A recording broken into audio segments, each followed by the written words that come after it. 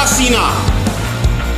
मोदी जी ने कहा हम चीन से, पाकिस्तान से आंख में आंख डाल के बात करेंगे, लेकिन किसी ने आंख में, मोदी जी ने मतलब आंख में आंख डाल के भले बात की हो या ना की हो, लेकिन नेपाल जिसकी कभी एक लफ्ज भारत के खिलाफ बोलने की हिम्मत तक नहीं हुई होगी अभी तक के इतिहास में।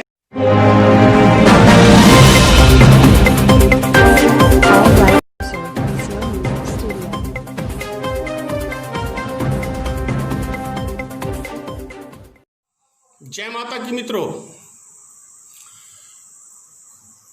मोदी जी का भाषण आप सबको याद होगा।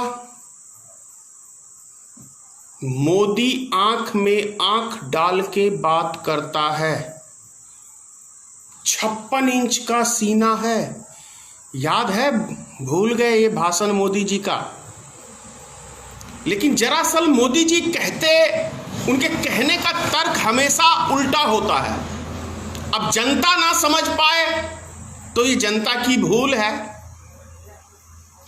आप देख लीजिए, मोदी जी ने कहा 56 इंच का सीना।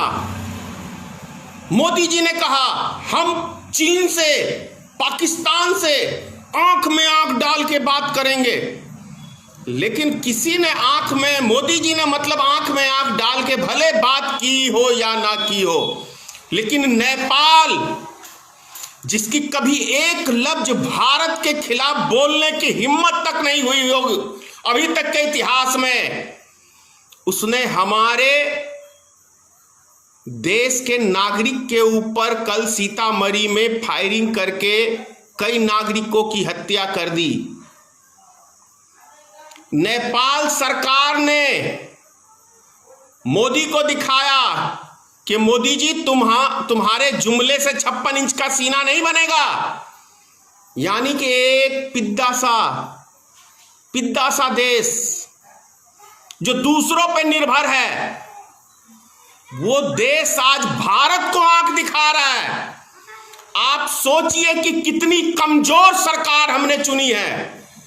ये हिंदू मुसलमान की बीमारी वाली सरकार हमने चुनी है। इनके पास कोई काबिलियत नहीं है।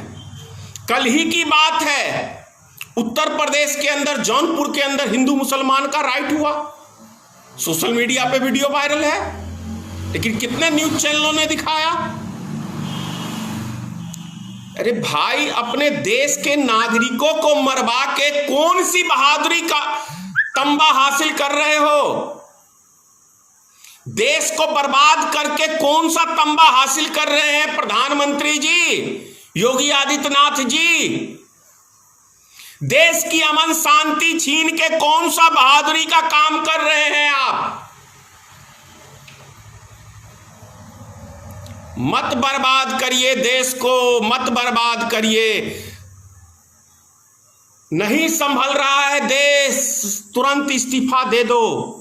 नेपाल जैसा देश ने कभी आंख दिखाने की हिम्मत नहीं की भारत को। बांग्लादेश जैसा ने कभी हिम्मत नहीं की। पाकिस्तान के 2 टुकड़े हो गए थे, आज वही देश सब भारत को आंख दिखा रहा है। 2500 किलोमीटर जमीन आपकी सत्ता में चाइना ने कब्जा कर लिया, और आप मीडिया में अब्बा उड़ाए जा रहे हैं।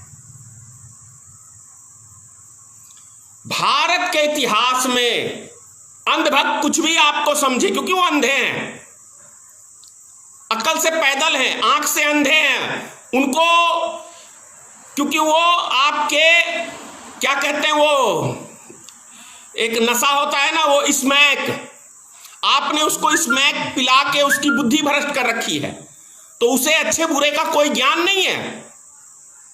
कहां हमारा मुल्क जा रहा है, कहां हमारा समाज जा रहा है, हम दुनिया की नजर में कहां चले गए हैं।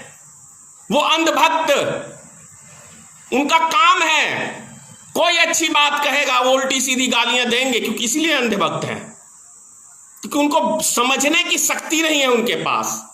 आपने उनका माइंड जो है ना, जैसे वो तालिबान बच्चों को ले जाके उनके दिमाग में नफरत पैदा करके भर देते थे और उसको यूज करते थे, वही तालिबान का हिसाब किताब एक आरएसएस संगठन है। वो भी छोटे छोटे बच्चों के दिमाग में नफरत पैदा करने का काम आरएसएस करती है और भारतीय जनता पार्टी करती है। उससे मुल्क नहीं चलेगा, उससे मुल्क नहीं चलेगा, उससे मुल्क बर्बाद होगा। भले वो कुछ जाति संगठन के लोग हैं उसके अंदर, उनका इतिहास ही कुछ सही नहीं रहा है मानवता के खिलाफ। वो वर्चस्व के लिए किसी को रौंदने के लिए तैयार रहते हैं, वो इसीलिए वो संगठन है। वो एक जाति विशेष का संगठन है आरएसएस। उस संगठन में जाने वाले महामूर्ख लोग होते हैं, जो बाकी समाज के लोग जाते हैं वो अज्ञानी है, सदियों से हैं और यदि नहीं संभले तो रहेंगे आगे भी ऐसा।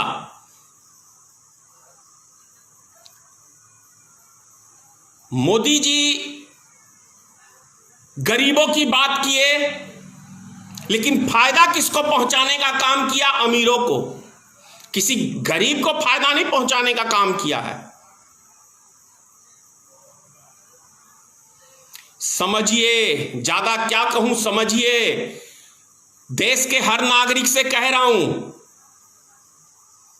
आपने गलती की है, उसका खामियाजा आप लोग भुगत रहे हैं। बिहार में चुनाव है विधानसभा का, अक्टूबर नवंबर के अंदर। भगाइए ऐसी सरकार को जो सरकार रोजगार न दे सके, जो सरकार जनता को अमन शांति न दे सके, जो सरकार जनता में तनाव पैदा करे, वैसी सरकार को भगाइए, भगाइए, भगाइए। ये देश की जनता और बिहार की जनता से मैं अपील कर रहा हूं, एक बार भारतीय मित्र पार्टी का आप साथ दीजिए। वादा करता हूं आपका पलायन मात्र 2 साल, 5 साल की जरूरत नहीं है, 2 साल में रोक के दिखा दूंगा।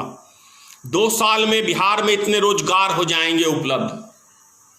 एक मौका भारतीय मित्र पार्टी को आप दें। जय हिंद, जय भारतीय मित्र पार्टी।